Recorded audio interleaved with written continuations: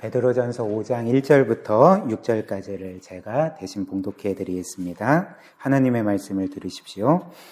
너희 중 장로들에게 권하노니 나는 함께 장로된 자요 그리스도의 고난의 증인이요 나타날 영광에 참여할 자니라. 너희 중에 있는 하나님의 양무리를 치되 억지로 하지 말고 하나님의 뜻을 따라 자원함으로 하며 더러운 이득을 위하여 하지 말고 기꺼이 하며 맡은 자들에게 주장하는 자세를 하지 말고 양무리의 본이 되라. 그리하면 목자장이 나타나실 때에 시들지 아니하는 영광의 관을 얻으리라. 젊은 자들아 이와 같이 장로들에게 순종하고 다 겸손으로 허리를 동이라. 하나님은 교만한 자를 대적하시되 겸손한 자들에게는 은혜를 주시느니라. 그러므로 하나님의 능하신 손 아래에서 겸손하라. 때가 되면 너희를 높이시리라. 아멘. 지난주에 우리는 성경이 장로들에게, 지금으로 치면 목사들에게 주는 권면의 말씀 함께 살펴보았는데요. 그래서 지난주 우리가 들었던 말씀을 잠시 이제 요약하면, 그 성경은 목사에게 먼저 어떻게 권면을 했습니까? 사역을 하고 목양을 할 때에 그 억지로 하지 말고 기꺼이 자원함으로 감사함으로 하라, 이렇게 권면을 했죠. 그래서 여기에서 사역을, 목양을 억지로 하는 것, 그 억지로 하는 것은 무엇을 의미하겠습니까? 어떤 일을 억지로 한다는 것은 그 일을 내가 기꺼워하지 아니하고 뭔가 하기 싫은데 그 일 자체도 뭔가 내가 좋아하지 않는, 싫어하는 일인데 그 일을 하지 않는 것으로 인해 받을 벌을 두려워해서 마지못해 하거나, 아니면 그 일을 함으로써 내가 얻을 수 있는 어떤 이익 때문에 마지못해 하는 것을 그 성경은 이제 마지못해 한다, 이렇게 표현을 했던 거죠. 억지로 한다, 이렇게 표현을 했던 것입니다. 그리고 만약에 한 사역자가, 여러분들도 마찬가지죠. 목사든지 성도든지 간에 하나님께서 주신 사명을 이렇게 그 억지로 마지못해 하는 것, 즉 내가 받을 벌 때문에 두려움으로 그 일을 하거나, 아니면 내가 뭔가 얻게 될 어떤 유익 때문에 그 일들을 하게 되면, 그 가정한다면 만약에 내가 그 일을 하지 않더라도 벌 받지 않고, 또 그 일을 하더라도 내가 원하는 것을 얻어내지 못한다면 사실 그는 그 사역을 할 이유가 없어져 버리는 것입니다. 그러니까 하나님께서 주신 사명과 의무를 행할 이유가 없어져 버리는 거죠. 그런데 성경은 이제 그렇게 하지 말라라는 거죠. 억지로 마지못해 하지 말고 기쁨과 또 자원함으로, 감사함으로 그 일을 하라, 이렇게 말을 하는 거죠. 그렇다면 어떻게 그렇게 할 수 있을까? 내가 그 일이 기쁘지 않은데 뭐 기쁘게 하라 그러면 기쁨이 생기는 건 아니잖아요. 그러니까 그렇다면 어떻게 할 수 있는가? 그러니까 복음의 답이 있는 거죠. 그래서 하나님께서 그리스도 안에서 우리에게 베풀어 주신 그 은혜가 무엇인지를 우리가 기억할 때, 특별히 이 그리스도가 아니면, 복음이 아니면 우리는 사실 섬기는 동기가 말씀드린 것처럼 두려움 아니면 나의 이익 아닙니까? 그런데 사실 우리가 복음을 깨닫게 되면 두려움도 아니고 나의 어떤 이익 때문에 섬기게 되지 않는 거죠. 그게 없더라도 우리는 기꺼이 섬기게 되는 거죠. 왜냐하면 그리스도께서 이미 우리를 위해 죽으심으로 모든 죄값을 치르시고 구원하셨기 때문에 우리는 더 이상 두려워하지 않게 되는 것입니다. 내가 때로는 죄를 짓고 실패하고 하나님의 뜻대로 살지 못해도 하나님이 나를 벌하시거나 버리실 거라는, 그 벌하실 것이라는 그 두려움 없이 기쁨으로 하나님을 섬길 수 있고, 또 한편으로는 그리스도 안에서 나를 자녀 삼아 주시고 그 영원한 나라와 영광을 나에게 이미 상속으로 주셨다는 것을 기억할 때, 이제 내가 원하는 것을 얻기 위함이 아니라 이미 모든 것을 받았기 때문에 감사함으로 그 하나님을, 또 주의 몸된 교회를 섬길 수가 있게 되는 거죠. 그리고 이렇게 그 한 목사나 성도가 복음을 기억할 때, 우리가 지난주에 본 것처럼 그 목사는 더러운 이득을 위해서 사역하지 않게 됩니다. 즉 돈을 위해서 혹은 자신의 어떤 야망이나 명예를 위해서 사역하지 않게 된다는 거죠. 그리고 또 복음을 기억하면 그 목사는 성도들을 고압적으로 주장하는 자세로 대하지 않게 되고 온유함과 겸손함으로 대하게 되는 거죠. 왜냐하면 주께서 나와 또 우리 모두를 온유함과 겸손함으로 끝없는 은혜로 대하셨는데 그 은혜를 아는 사람이 남들을 주장하는 자세로 고압적으로 대할 수가 없게 되지 않겠습니까? 그래서 어찌됐든 이 모든 것의 그 핵심에는 복음이 있다는 거죠. 그래서 이렇게 복음을 기억하며 기쁨으로 섬겨야 된다. 목사에게 이렇게 권면을 했습니다. 그리고 이제 오늘 두 번째로 그 성경은 목사, 장로에게만 권면할 뿐만 아니라 성도들에게 이렇게 권면을 하고 있는 거죠. 한번 5절 말씀 보십시오. 젊은 자들아 이와 같이 장로들에게 순종하고 다 서로 겸손으로 허리를 동이라. 하나님은 교만한 자를 대적하시되 겸손한 자들에게는 은혜를 주시느니라. 이렇게 합니다. 그래서 성경은 일단은 젊은 자들아 이렇게 부르는데 여기에서 젊은 자들은 교회 안에 있는 성도, 그 젊은 성도들만을 가리키지 않습니다. 그래서 젊은 자들아 그러면 이제 권사님 같은 경우는 나는 해당되지 않는 거구나 이렇게 생각할 수 있잖아요. 근데 여기에서 젊은 자들이라는 것은 그 일반적인 성도들을 가리킵니다. 그러니까 장로가 아닌 성도들을 가리키는 거죠. 왜냐하면 지금도 그렇고 당시에도 장로는 그 교회 공동체 안에서 가장 그래도 나이가 많은 사람들이 이제 맡은 직분이지 않았겠습니까? 그렇기 때문에 장로에 비해서 이제 나이가 어린 모든 성도들을 이제 젊은 자들아 이렇게 불렀던 거죠. 그래서 여기에서 젊은 자들은 이제 성도들을 가리키는 것입니다. 근데 성도들에게 어떻게 권면합니까? 5절처럼 젊은 자들아 이와 같이 장로들에게 순종하라. 즉 이제 목사들에게 순종하라 이렇게 말하는 거죠. 여기에서 이와 같이라는 것은 뭘 의미할까요? 그러니까 앞에서 나온 그 장로들이 하는 것처럼 장로들이 복음의 은혜로 주를 섬기고 성도들을 섬기는 것처럼 젊은 자들아 성도들아 이와 같이 너희도 장로들에게 복종하라 이렇게 말을 하는 거죠. 물론 여기에서 이렇게 장로 혹은 목사에게 순종하라는 말은 너희가 교회 안에서 계급상 낮기 때문에 장로들에게 목사에게 순종해야 된다. 이런 말을 하는 게 아닙니다.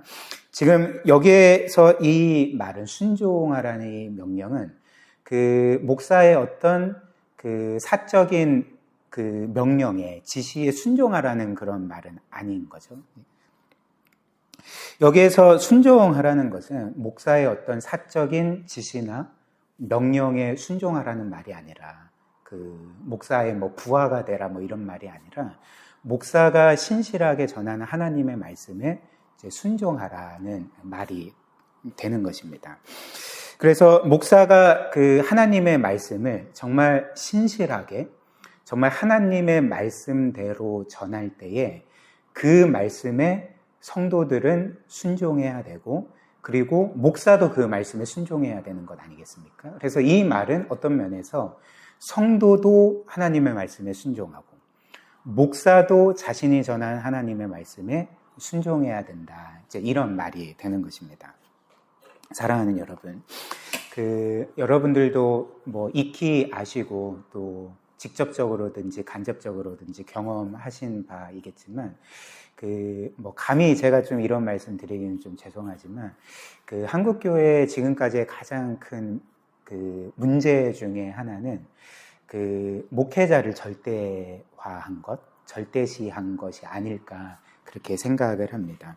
그래서 목회자도 이제 교회 안에서 성도들에게 마치 목회자가 하나님의 대리자인 것처럼 그렇게 성도들에게 가르치고 그래서 목사의 말은 무조건 순종해야 된다, 따라야 된다 이런 식으로 목사를 뭔가 신성시하고 절대화한 것이 지금까지 한국교회가 겪었던 문제 중에 가장 큰 문제라 할 수가 있을 것입니다.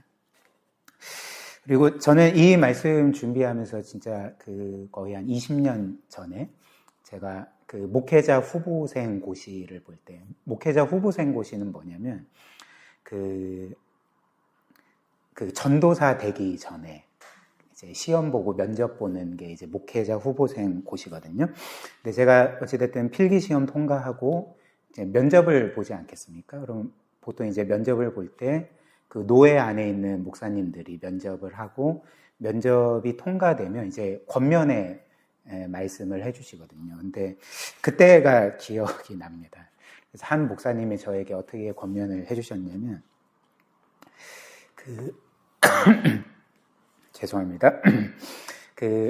이렇게 권면을 해주셨던 거예요. 너가 한 교회에서 사역을 할 때 너에게 두 가지 선택지가 주어지면 너가 예수님의 말씀을 따를지 목사의 말을 따를지 두 가지 선택지가 주어지면 너는 무조건 예수님의 말씀이 아니라 목사의 말을 따라야 된다. 이렇게 권면을 해주시더라고요. 그래서 그때는 그냥 속으로는 좀 이제 안 좋게 생각하면서도 또 그때 이렇게 대들면 안 되잖아요. 그렇죠? 그래서 그냥 이제 넘어갔는데 불의를 참았는데 근데 물론 이제 제가 지금 생각을 해보면 목사가 예수님 위에 있다 이런 의도는 아니셨을 것 같아요. 그러니까 지금 생각을 해보니까 너가 생각하는 예수님의 말씀에 순종하기보다도 너희 목사님이 너에게 가르치는 예수님의 말씀에 순종하라 이런 의도셨겠죠. 설마 그렇게 하셨겠습니까? 근데 만약 실제로 그렇게 가르치는 목회자가 있으면 그것은 우리가 지난주에 본 것처럼 거짓 선지자인 거죠. 그러니까 이단들의 특징이 이런 것 아닙니까? 그러니까 이단들의 특징, 교주들의 특징이 내가 하나님이다 이렇게 말하는 거잖아요. 내가 예수 그리스도다. 내가 성령 하나님이다 이렇게 말하는 것 아니겠습니까? 그러니까 이건 어떤 면에서 굉장히 극단적인 예지만 이렇게 하면 안 된다라는 거죠. 그러나 그럼에도 불구하고 목회자가 성경을 신실하게 연구하고 그리고 기도하며 하나님의 뜻을 구하고 그리고 강단에서 혹은 가르치는 현장에서 신실하게 그 말씀을 전할 때에 오늘 말씀처럼 성도들은 그 말씀에 순종해야 하는 거죠. 그게 목사의 말이어서 순종하라는 것이 아니라 목사가 신실하게 하나님의 말씀을 전할 때에 그 말씀을 하나님의 말씀으로 받고 순종해야 된다는 것입니다. 왜냐하면 하나님께서는 우리 주께서는 목회자를 물론 목회자도 죄인일 뿐이고 연약한 자일 뿐이지만 그 하나님의 말씀을 맡은 자로 세워주셨고 연약한 목회자를 통해 그분의 말씀을 전하기를 기뻐하시기 때문에 그 목회자가 신실하게 하나님의 말씀을 전할 때는 그 말씀에 목회자도 순종하고 성도도 순종해야 된다는 것이 이 오늘 말씀의 이제 핵심이라 할 수가 있겠죠. 그리고 그 다음에 성경은 이제 마지막으로 또 성도들에게 이렇게 권면합니다. 5절 말씀 다시 보십시오. 젊은 자들아 이와 같이 장로들에게 순종하고 다 서로 겸손으로 허리를 동이라. 하나님은 교만한 자를 대적하시되 겸손한 자들에게는 은혜를 주시느니라 이렇게 합니다. 그래서 첫 번째로 장로들이 전하는 하나님의 말씀에 순종하고 그 다음에 서로 겸손으로 허리를 동이라. 서로 겸손으로 허리를 동이라 이렇게 말합니다. 여기에서 허리를 동이라는 이 말의 헬라어를 보면 이 단어의 원래 의미는 무엇이냐면 당시 로마 제국 안에는 노예들이 있었잖아요. 종들이 있었잖아요. 근데 이 허리를 동이다라는 헬라어 단어는 당시 노예나 종들이 주인을 섬기거나 주인의 명을 따라서 어떤 일을 할 때 이제 앞치마 같은 것들을 허리에 동였다고 합니다. 그러니까 일할 수 있는 종의 옷을 입은 거죠. 그것이 바로 오늘 본문의 허리를 동이라는 말의 의미거든요. 근데 뭐로 허리를 동이라고 합니까? 그러니까 겸손으로 허리를 동이라 이렇게 말하는데 그렇다면 이 말씀의 의미는 무엇일까요? 너희가 겸손이라는 종의 옷을 입고 서로에게 종이 되어서 그를 섬기라 이런 말이 되는 거죠. 이처럼 성경은 그 두 번째로 우리 모두에게 주는 권면은 우리 모두가 종의 옷을 입고 겸손이라는 종의 옷을 입고 서로를 나보다 더 훌륭히 여기면서 그를 섬기라는 것이 성경의 권면인 거죠. 왜 그럴까요?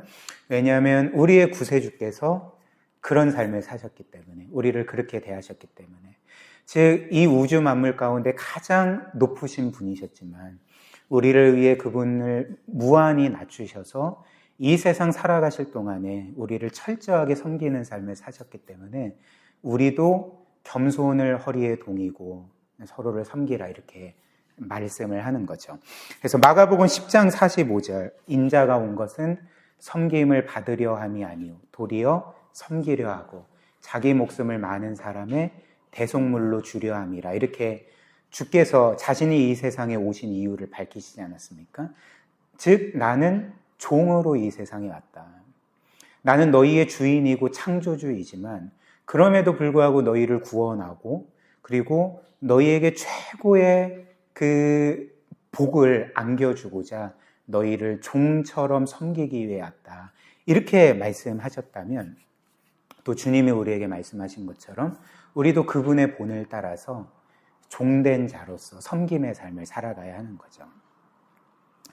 사랑하는 여러분, 우리 모두가 이처럼 종처럼 남을 섬기라는 이 말은 사실 이 세상에서는 굉장히 좀 비웃음을 살 이야기가 될 것입니다. 사람들이 이런 말을 들으면 이제 콧방귀를 끼면서 말도 안 되는 이야기처럼 굉장히 어리석은 이야기처럼 그렇게 반응을 할 것입니다. 왜냐하면 우리 모두가 남의 종된 상태에서 그들을 섬겨야 된다라는 것은 이 세상의 주도적인 정신과는 완전히 다른 이야기이기 때문에 이 세상의 주도적인 정신을 완전히 거스르는 이야기이기 때문에 그렇습니다.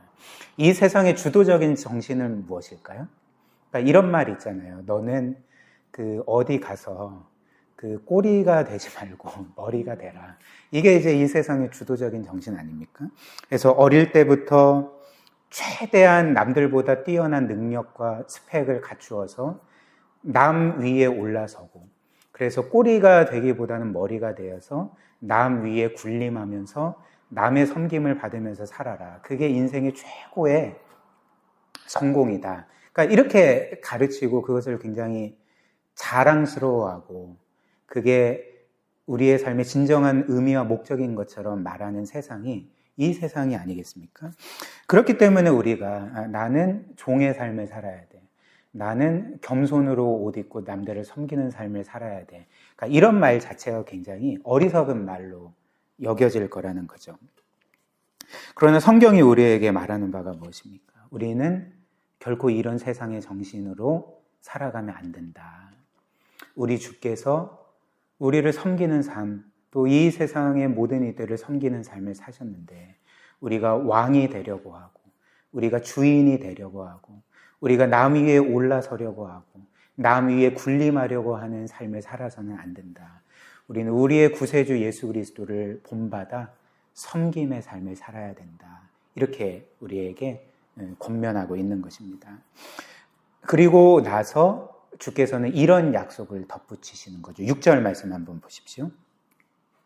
그러므로 하나님의 능하신 손 아래에서 겸손하라. 때가 되면 너희를 높이시리라. 이렇게 말씀을 합니다. 하나님의 능하신 손 안에서 겸손하라. 무슨 말입니까? 우리가 우리 자신을 그리스도의 본을 따라서 한없이 낮추고 섬긴다 할지라도 그게 약함이 아니라는 거죠. 무능함이 아니라는 것입니다. 뭐라고 말합니까? 하나님의 능하신 손 아래에서 겸손해지는 거다.